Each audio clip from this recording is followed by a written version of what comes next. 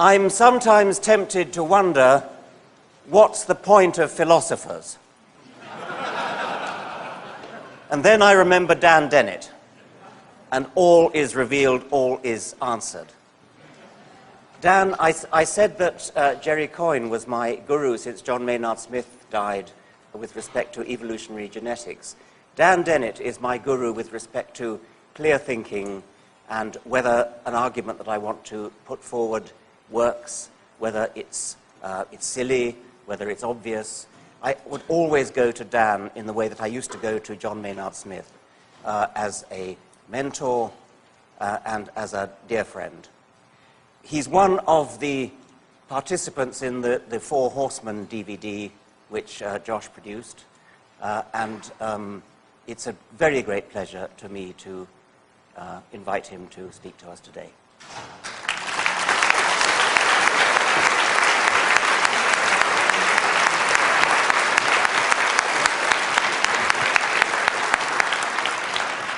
Okay, so I'm going to talk about the evolution of confusion. And since this is Darwin year, I do have to acknowledge at the start that there's pretty obvious why I get invited to give Darwin talks.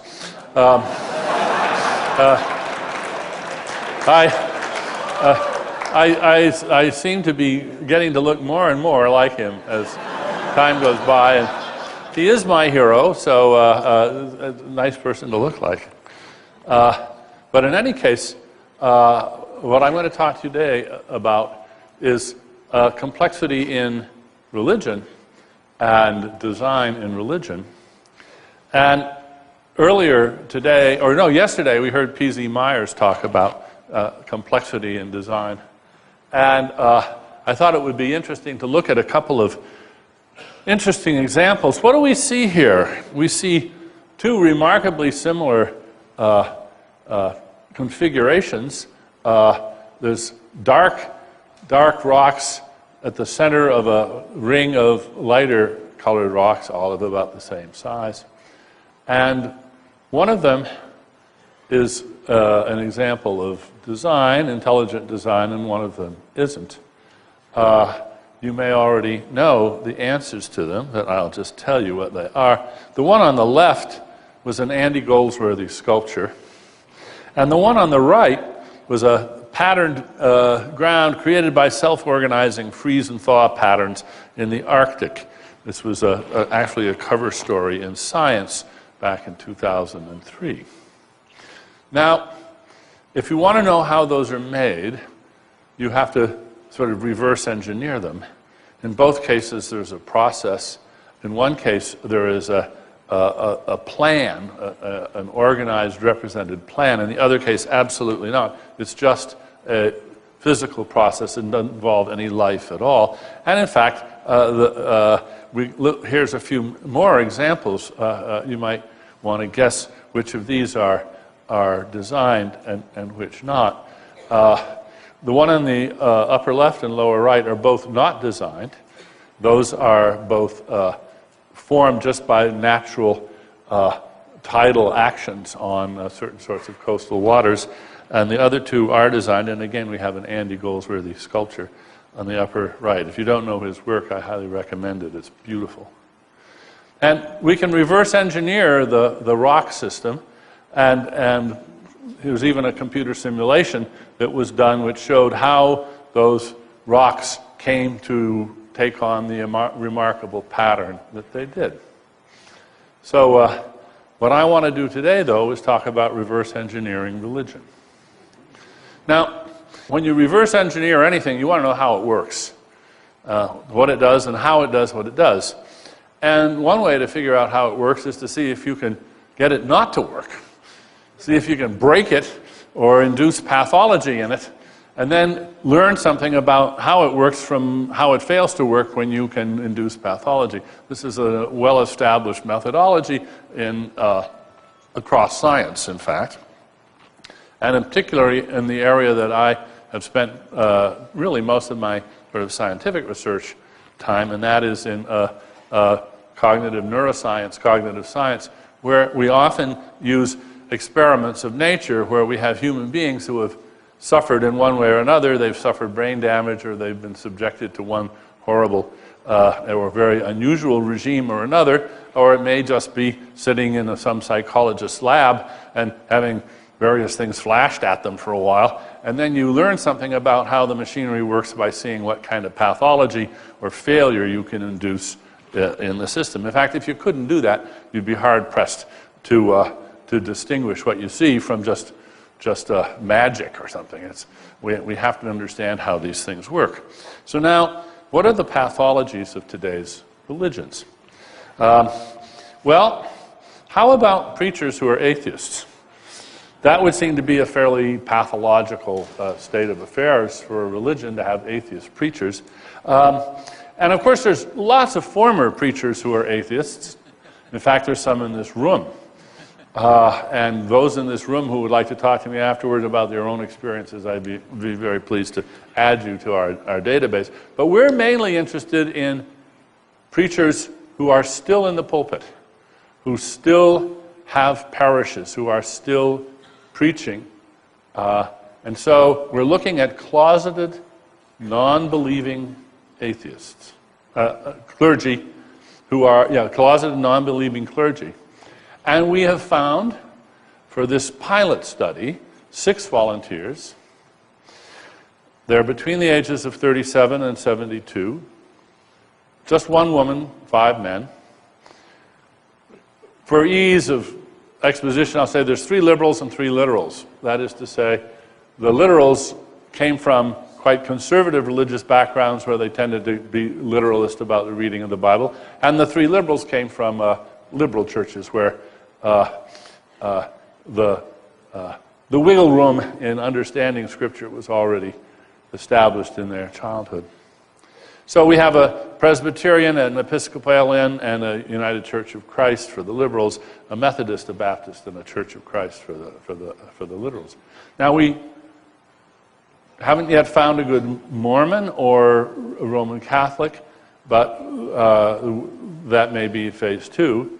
We're pretty sure they're out there if they would be willing to participate. These are, needless to say, deeply confidential, entirely secure, but in-depth interviews, 3 long interviews by a very experienced interviewer, Linda Lascola, who's a psychiatric social worker with many years of experience as a professional interviewer and qualitative researcher. By the way, it's particularly fitting I tell you a bit about this here, because she sent me an email a little bit more than 2 years ago about this, and we met at the AAI conference in Washington, where we agreed to join forces on this project. So it's thanks to the AAI that this thing never happened at all. Now, what are the questions that need answering? One of them is why there are atheist clergy at all. How does this come about? You might think, that's very strange that an institution like a church should end up with, among the professionals in the official pay of the church would be people who were atheists, and yet the reasons why there are atheist clergy are not so hard to find. We might call it the not-so-tender trap. First, I'm going to describe the trap, and then the more curious question is, why does the trap exist? But what's the trap? Well, you're a clergyman, and you lose your faith, and you contemplate leaving the church, and it is a vertiginous, nauseating, scary prospect. As they say, what about my mortgage? What about my wife and kids? What about the financial bind I've been? If I walk away from this job, I have no security. I don't have any training for any other job. So some of them are really locked in by financial considerations, and I'm sure we can all sympathize with that sort of predicament. Also, as I just mentioned, lost opportunities for training. This is all they know how to do. How are they going to make a living? How are they going to support their wives and families? or their husbands if they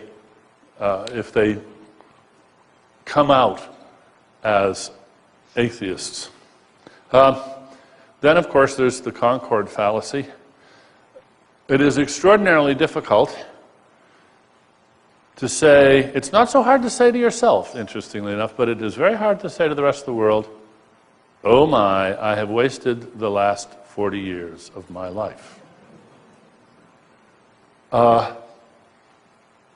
It takes a very strong person, I think, to announce that to the world. But I think, in fact, there is, in a way, a more heartening reason why these people stay in the ministry. It's because they are basically very good people, and they're trapped, and they don't want to hurt people, and there are a lot of people for them to hurt. Their families, their friends, their associates. Here's a quotation from one of them. There have been times when I'd say, you know what, I'm just going to tell everybody, and whatever happens, happens. And then I think, gosh, I can't do that. I think I could handle it, but it's other people that I'm worried about. Or one man talking about his wife, and he's saying, it's just going to turn her life upside down. So these are people caught in an excruciatingly tight trap and dealing with it one way or another. Now, in the case of our small self-selected sample, my own guess is that at least half of them will soon take a deep breath and take the plunge and go public and let the chips fall where they may. But at least two of them are in it for the duration and profess to be content and happy. And they have their reasons, they have their, you might say they're their rationalizations, or you might say, no, given their current predicament, this is the morally right thing for them to do, and they are right to do it. They do more good and less harm if they stay and, in effect, sacrifice their own integrity and their own honesty and live out a lie rather than reap the consequences of revealing the truth. There are 6 very different cases, and they're really quite moving when you read these interviews. And may I say, Linda Lascola is one heck of a good interviewer. I read the transcripts, and I think, boy, oh boy, I couldn't have conducted this good an interview, not by a mile. She's extremely good at securing and deserving to secure the confidence of the interviewees, and then probing gently but very firmly, probing. By the way, if you haven't seen it, another nice example of the same sort of thing is the television episode where Richard interviewed Father George Coyne, and very respectfully held his feet to the fire. And you watch this really very intelligent and lovely man, George Coyne, the Roman Catholic priest, who's also the royal, well, not the royal astronomer, but the Vatican astronomer. And to watch him tie himself in knots, trying to deal with the conflicts between his church and his science, it's a stunning example. I have to say that our 6 ministers are not in the same intellectual league as George Coyne. They're good people, but they're not very good thinkers. But sometimes you learn a lot from people who are not that good thinkers, because you see what they rely on, how they think about these things. It's interesting that some of them are quite bookish, a few of them.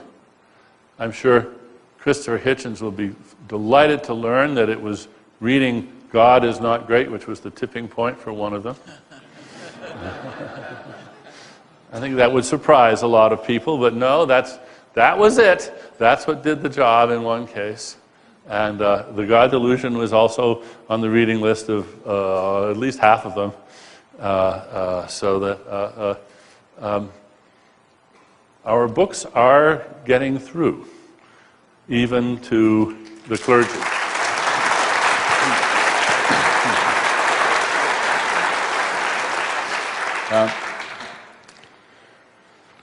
Well, how did they get in this pickle? First of all, they all think that they are the tip of the iceberg. They all think that there are lots and lots of closeted atheist clergy, but they don't know. One of the most interesting things about them is that although they have this conviction, they have no way of testing it that they dare do. They're scared to raise the issue even with their closest friends in the clergy. And again, when you probe them on their lives, it is just wonderfully or eerily or sadly reminiscent of the plight of homosexuals back in the 50s.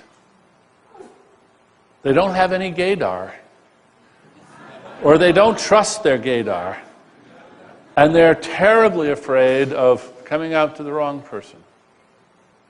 And so they adopt all the usual circumlocutions, and it's these wonderful cases of sort of plausible deniability. They'll get together and they'll say, you know, my uncle, I got an uncle who thinks da-da-da-da-da-da-da. What do you think of that? Well, they're talking about themselves. And probably the person they're talking to knows that. And they go on with a discussion like this, and it's all veiled, so there's always deniability. It's always no mutual knowledge there. And that's in itself a very interesting thing. But how did they get into this pickle? Well, it turns out that they have a lot in common, even though, as I say, they come from quite different backgrounds. And how did the trap come to exist? Well, let's talk about how they got in the pickle in the first place. It all goes back to seminary. When they go to seminary, they basically are initiated into a secret brotherhood, sisterhood, fatherhood, a secret society. And it doesn't make much difference whether the seminary is conservative or liberal. What happens is that these are young people, you may know some, idealistic young people. They've been raised in a church, they've been going to church all their lives, and they've decided the life of the church is for them. They study religion maybe in college, and then they go to seminary. Or maybe they go straight to seminary without doing a college. But what they find at the seminary, as one person said, oh, you can't go through seminary and come out believing in God. Now that's almost surely a bit of bravado, a bit of exaggeration. But the point that he was making is really quite striking. Everywhere you go to seminary, you have Bible studies. And this is the history of biblical scholarship. It's textual criticism. And they learn about how the various texts were written, when they were written, how we know they were written then, what happened next, and which borrowed from which. And they get a pretty good dose of textual criticism on how the Bible was compiled and how various texts got included, and after sort of political arm wrestling of various sorts, other texts got excluded. And so they learn about how the Bible was put together. That's not what they learned in Sunday school. And their response to that is striking. The literals, many of them, are angry. They get very confrontational with the professors, and they refuse to accept what they're being taught in class. They realize that if they want to get a good grade and the passing grade in that class, they're going to have to spew back this terrible stuff. They are not convinced by it at all, whereas many are convinced or at least bothered. And in any case, the cat is out of the bag. They get an introduction to what's known by scholars about the recension of the texts. Now, in itself, I think this is a very interesting and, in fact, very hopeful sign. Because even in conservative seminaries, even, for instance, in Baptist seminaries, you get that scholarship. Apparently, it's very hard to find anybody who will be a professor of Bible studies and not tell the truth. And so, the love of scholarship, the respect for evidence, is playing a subversive role right at the heart of the training program of young clergy. Now, this is not news to people in religion. There are several books which recount this in great detail. Bart Ehrman's book, Misquoting Jesus, is a very good example. He is a very distinguished biblical scholar, and he started out at the Moody Bible Institute in Chicago, which is one of the most conservative in the country, where the professors had to take an oath. They had to sign a statement that they believed that the Bible was the inerrant Word of God. But still, they taught the history of the recension of the texts. And this bothered young Ehrman because he couldn't put this together with well, if it is the inerrant Word of God, then it's really, really important that we figure out which of these many versions is God's version, because it's the only one that's inerrant. And he found that his professors were not all that interested in that question. They'd sort of abandoned the idea that there was one version which was the inerrant Word of God, even though they'd signed on to that. So that began Bart Ehrman's life. I guess he was ordained at one point, but he's a professor of biblical studies now, a very good scholar, one of the leading scholars in the field. And this is a book about how this politically and in the scholarly and political history of this development. Another book which is often mentioned in the same regard is Jack Good's book, The Dishonest Church. Now, Good is a former minister who is really outraged by the chasm between the laity and the clergy, where the clergy, they all know these secrets, and it's a conspiracy to keep the secrets from the parishioners who can't handle that kind of information. Now, a lot of young people get to seminary, they confront this, they get outraged, and they walk away, and lucky them, they dodged a bullet, because they got out while the getting was good. Others, and I wonder if you reflect on yourself, when I look at their lives and think, what would I have done at that point if I'd made that investment in going to the seminary? Would I have hung around? Would I have thought, well, let's see, maybe we'll see and see if I get ordained? And the temptations to stay with the program along the way are surely great. And after all, these people go in with really pure intentions. They want to help the world. They want to help the world by doing what everything in their childhood said, this is the way you do good. There's hardly a better way of doing good than this. And then they get to seminary and they discover that. Of course, a skill that is taught in seminary is how to put a spin on the truth about the Bible. Now, there isn't a course called How to Put a Spin, needless to say. No, it's taught by example, sort of in every class. They learn from their professors about how clever ways of talking can glide you over these problems and provide you with things that you can say to the parishioners that are, if you squint just right and get the light just right, they're sort of the truth about what you know. How to avoid divulging the truth about the Bible. This is what they learn. Well, at this point, I began reflecting on a question that I'd asked myself in the past. Why does theology exist? I mean, why? Why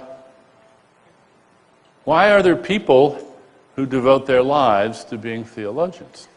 It's sort of like string theorists. You think,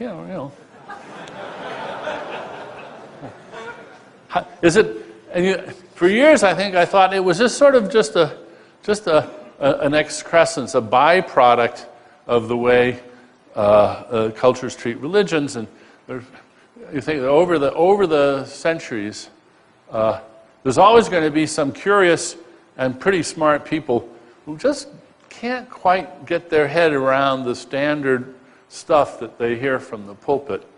And they don't want to abandon it, so they cast about for presentable ways of recasting that material in terms that they can be intellectually comfortable with. And since they're very clever, they come up with all sorts of interesting stuff. And if they're really, really, really clever, they may even end up inventing modal logic or coming up with some important advances in philosophy simply in the course of their campaign to figure out some way of couching what they believe they ought to believe and profess in terms that satisfy their sense of intellectual integrity. So I thought that it was a sort of encapsulated scholarly, taking in each other's laundry. And to some degree, I think that is what it is. And heaven knows the academy is full of pockets of very clever people doing stuff very well, where you wonder, why on earth are they doing it?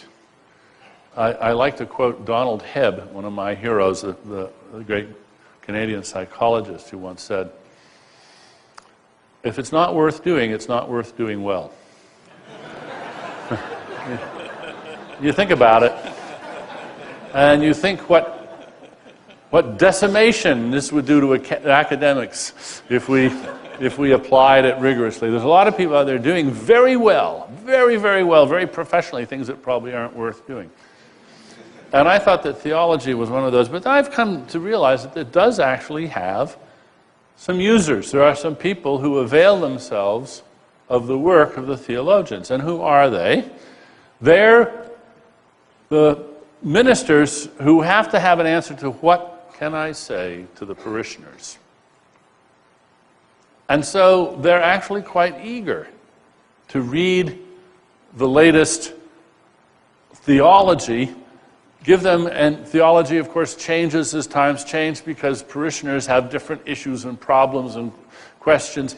And so there's always, apparently, a market among some clergy for new ways of responding to those embarrassing questions that they get from parishioners, and that's fed by the theologians. Now, some of the theologians, of course, go too far. You have people like Bishop Spong and Don Cupid, who are as close to being explicit atheists as you could get, and are derided and reviled as atheists by many Christian leaders, but just as much honored by others for their liberating and refreshing and wonderfully insightful views on the nature of religion.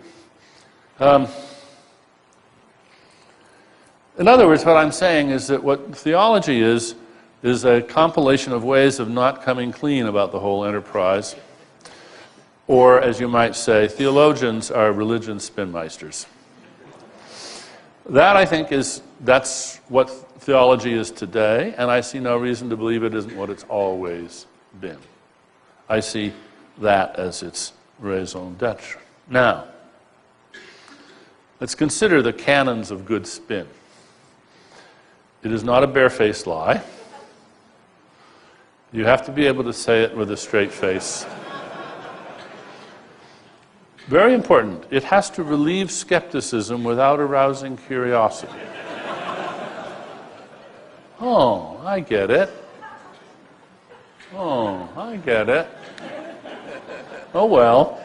All right. And it should seem profound. Now,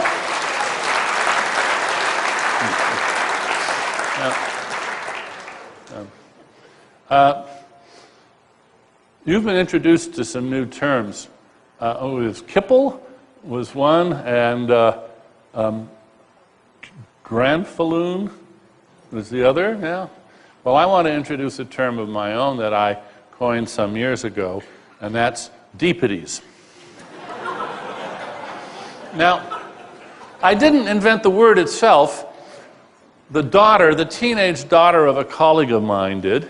He came in to see me one day, and he said, well, last night at supper, around the dinner table, I was holding forth on, I can't remember what the topic was, but I said something that I thought was rather important and profound, and my daughter Alex said, "Ooh, Dad said a deepity." And ever since he told me that story, I thought, oh man, deepities, I like that idea. Yeah, Dad said a deepity. So what's a deepity? I've taken it beyond just the term itself, and I've given it a definition. So a deepity is a proposition that seems to be profound because it's actually logically ill-formed. It has at least two readings and balances precariously between them. On one reading, it's true, but trivial. On the other reading, it's false, but would be earth-shaking if true. And so what happens is, you hear it, and you think, oh, yeah, this seems true. Oh my gosh! Whoa! And then you got yourself a deepity. So to help you get on with the term, I want to give you an example of a deepity. Are you ready? This is going to be pretty profound. Everybody's sitting. That's good. Yes. Love is just a word. Oh, wow. Oh, wow. Love is just a word. Now let's just walk through it. Here's the first reading. Love is just a word. That's true. It's trivial. It's a word. It begins with an L. It's got 4 letters. It's comparable to cow is just a word, and cheeseburger is just a word, and so forth, for any word you like. So there's the true trivial reading of the sentence. Then here's the other one, which is, just take those quotation marks off, love is just a word. Oh, really? Oh, my. First of all, it's false. I mean, whatever love is, it isn't a word. It may be an interpersonal relationship. It may be an emotion. It may be the most wonderful phenomenon in human psychology. Or it may be an illusion. But it isn't a word. It is not a word. You can't find love in the dictionary. Right? That's almost a deepity.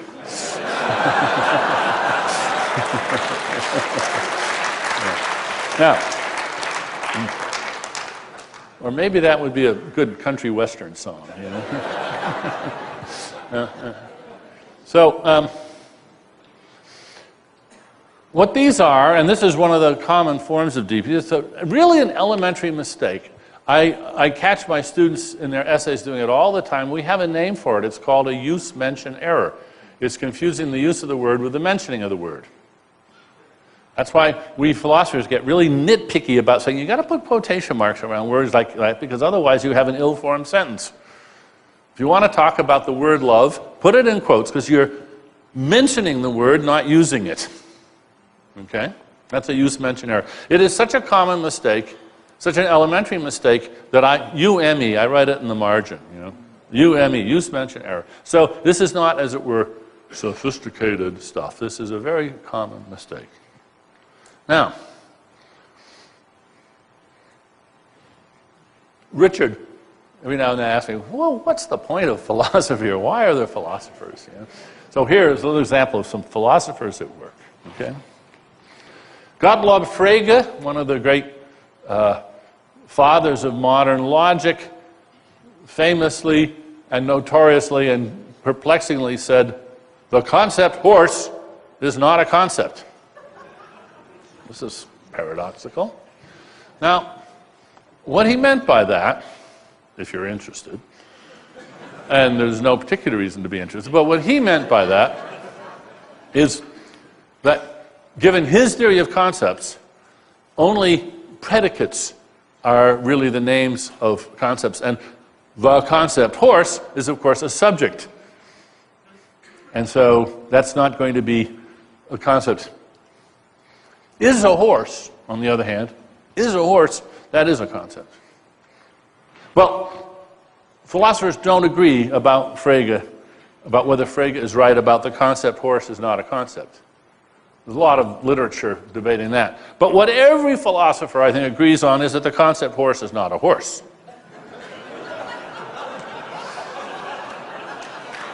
You know, you can't ride it. It doesn't have to be fed hay. It's a concept. Now, if you make the mistake of thinking that the concept horse is a horse, then you're making a sort of use-mention error. With concepts instead of words as the problem. So there's a kind of use-mention error here. And this use-mention error is actually very common in theology. We see it all the time.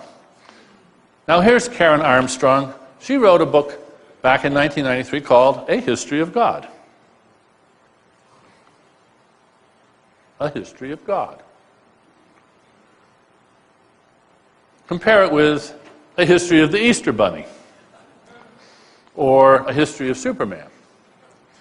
Now, what she's really talking about, of course, is the history of the concept of God, or the history of the concept of Easter Bunny. The concept of the Easter Bunny changes over the years, but in case you didn't know it, there is no Easter Bunny. So I'm sorry to shatter your illusions. But there is the concept of the Easter Bunny. How many of you believe in the Easter Bunny? Oh, how many of you believe in the concept of the Easter Bunny? We all do, yeah. Atheists believe in the concept of the Easter Bunny. And we can believe in the concept of Superman without believing in Superman. And yet this confusion between the concept and the thing it's a concept of is very creatively used by many people in theology. Robert Wright just published a book called The Evolution of God. The whole book is one long attempt to sort of fog over the fact that all he could really be talking about at best is the evolution of the concept of God. But he wants to sort of sneak it in so that you think he's actually talking about the evolution of God, not the evolution of the concept of God. If he'd written a book called The Evolution of the Concept of God, first of all, a lot of people would sort of yawned. They'd say, yeah, there's quite a history there. And it would be like the evolution of the concept of the Easter Bunny. It would not imply anything about whether God was real, but just whether the concept was real. And we all, how many of us believe in the concept of God? Yeah, right. In other words, the whole book is a one big use-mention error. Rodney Stark, One True God, Historical Consequences of Monotheism, is a similar book. Here's what he says. All of the great monotheisms propose that their God works through history. I plan to show that at least sociologically, they're quite right. God works through history. Sociologically, they are quite right. That a great deal of history, triumphs as well as disasters, has been made on behalf of one true God. What could be more obvious? Yeah, the whole thing is a use-mention error.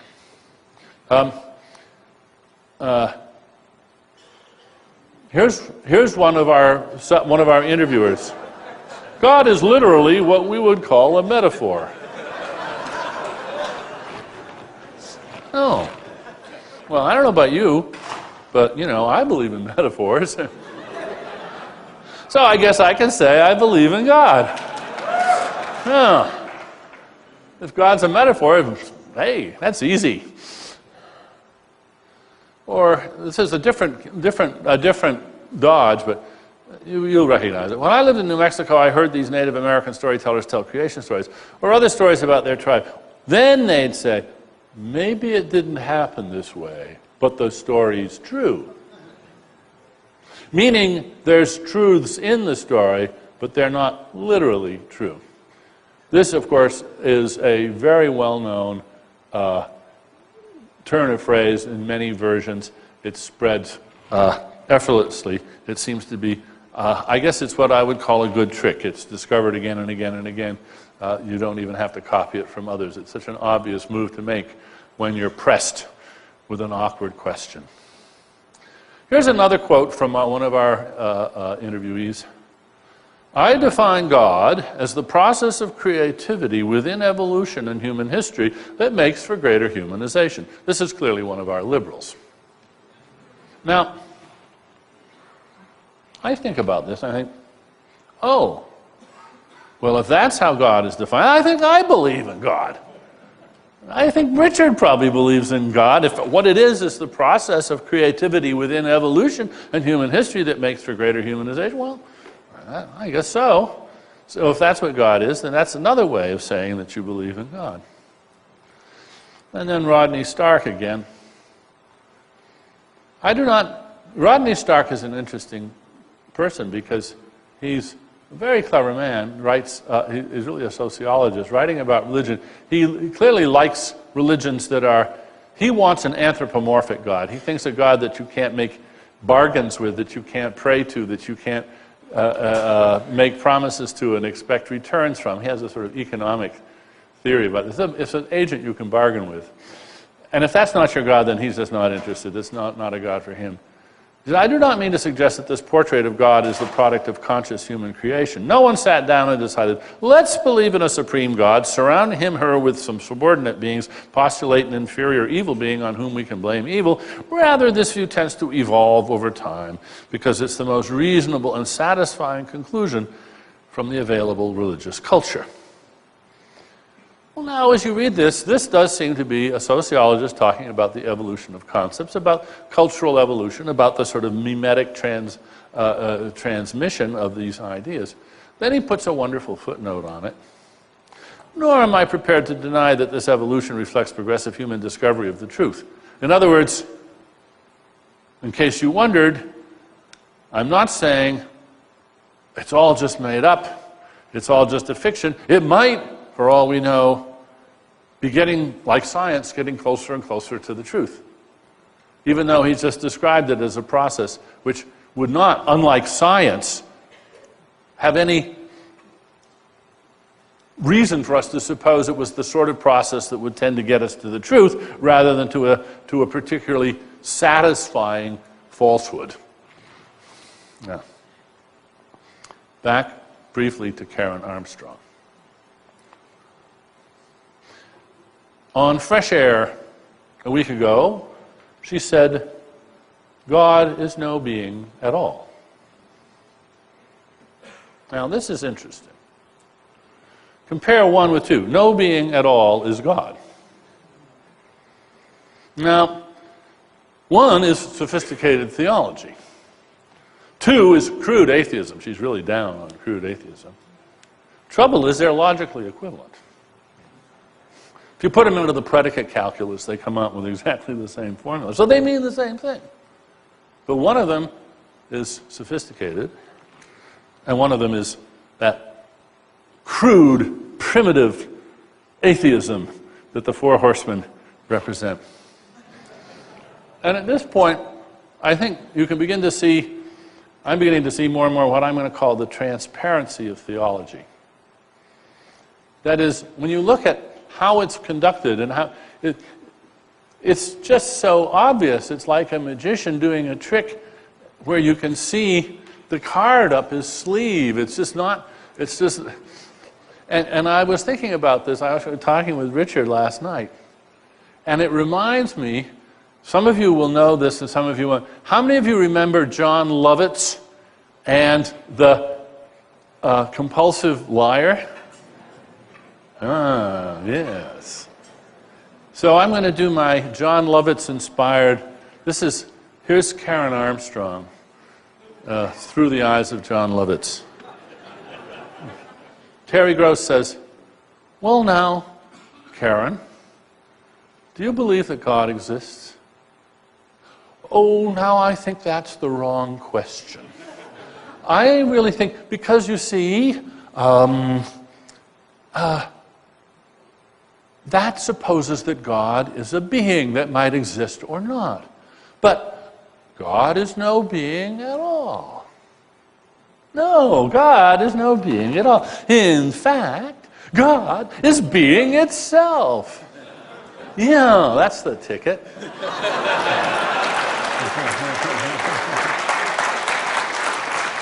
Moreover, God is being its... No, even more. God is the God beyond God. It rings off the tongue so nicely. And you can see that this is what theologians are doing. Now, having encountered this with Armstrong, Richard reminded me that he'd already exposed her. In his response to Karen Armstrong in The Guardian about a week or two ago, if sophisticated theologians or postmodern relativists think they're rescuing God from the redundancy scrap heap by downplaying the importance of existence, they should think again. Tell the congregation of a church or mosque that existence is too vulgar an attribute to fasten onto their God, and they will brand you an atheist. They'll be right.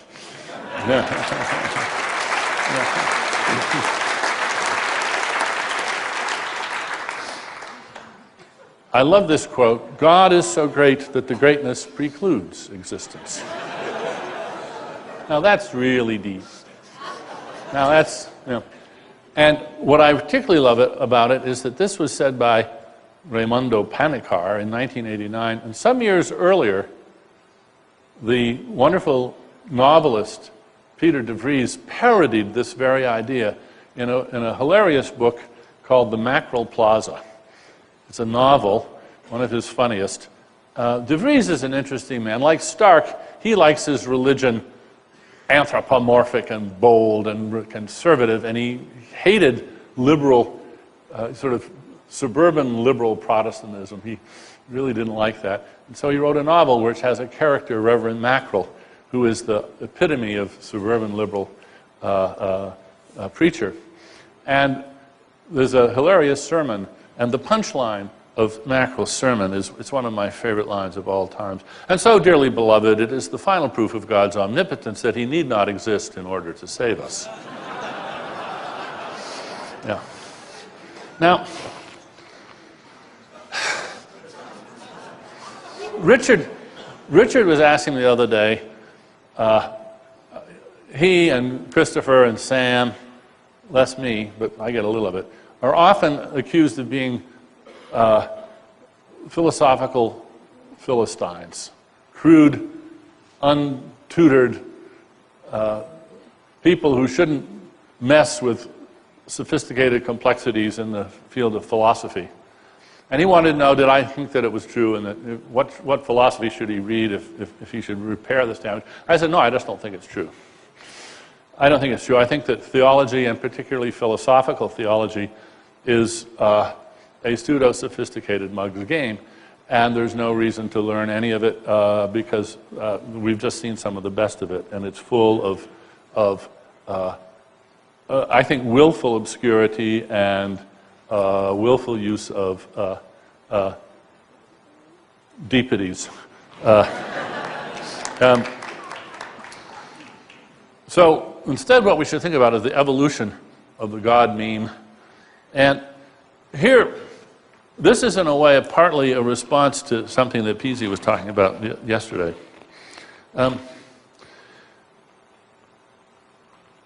The trap that traps these poor people in the role of closeted, non-believing clergy is cunningly designed to hold them. It is a well-designed trap, but nobody designed it.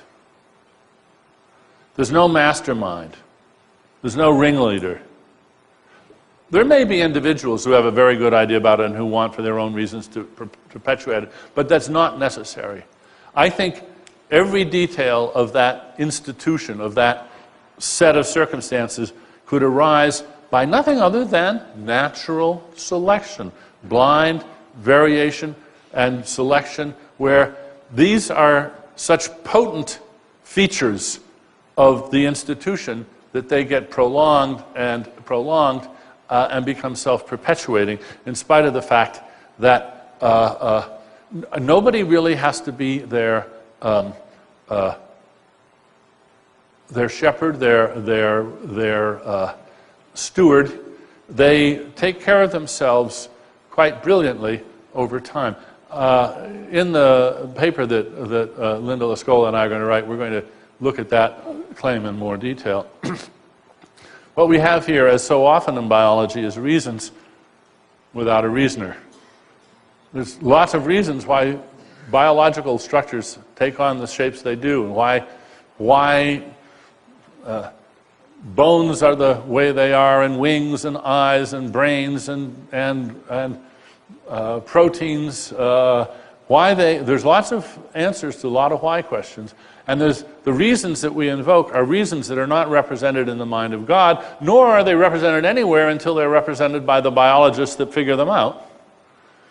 What they do is they shed light on the processes, the blind, unreasoning processes which have gradually homed in on those reasons, because by default, this is what Darwin realized, that when you have offspring, some will die and some will live.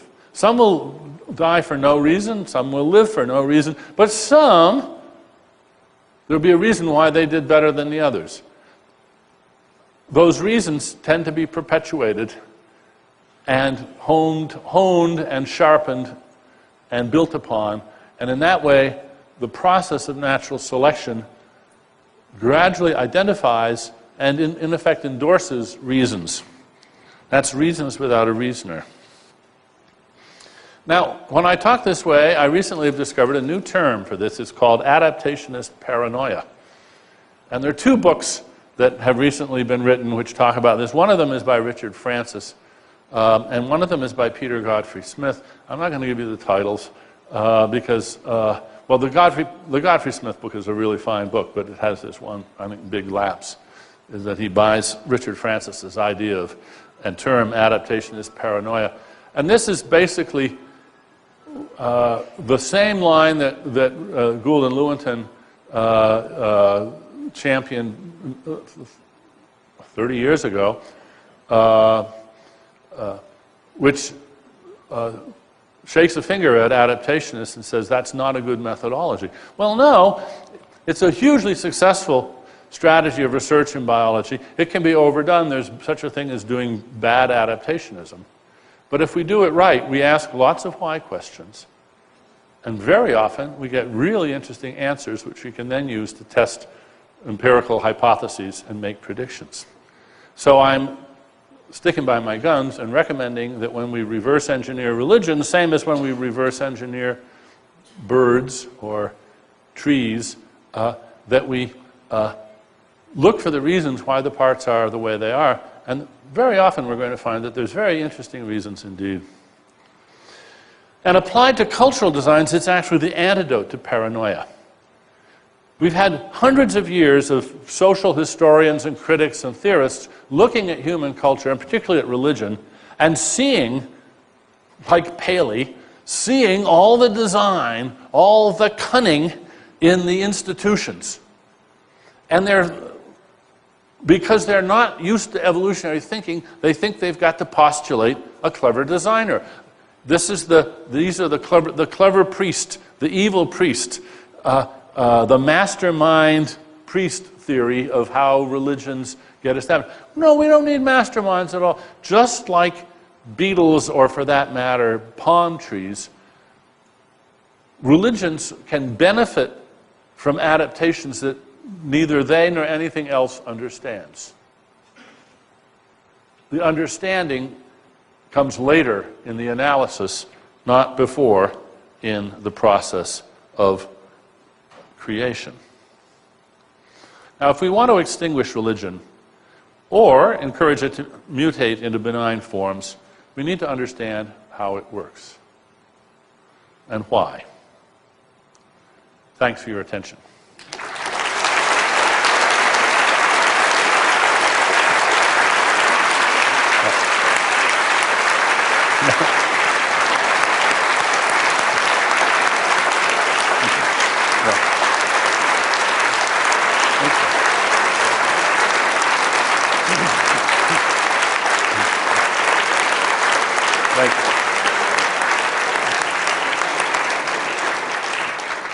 I never listen to a talk by Dan Dennett. I never listen to a talk by Dan Dennett without my mind racing and exulting in the sheer joy of intellectual exercise. It's been a fabulous talk. Thank you very much, Dan. Thank you.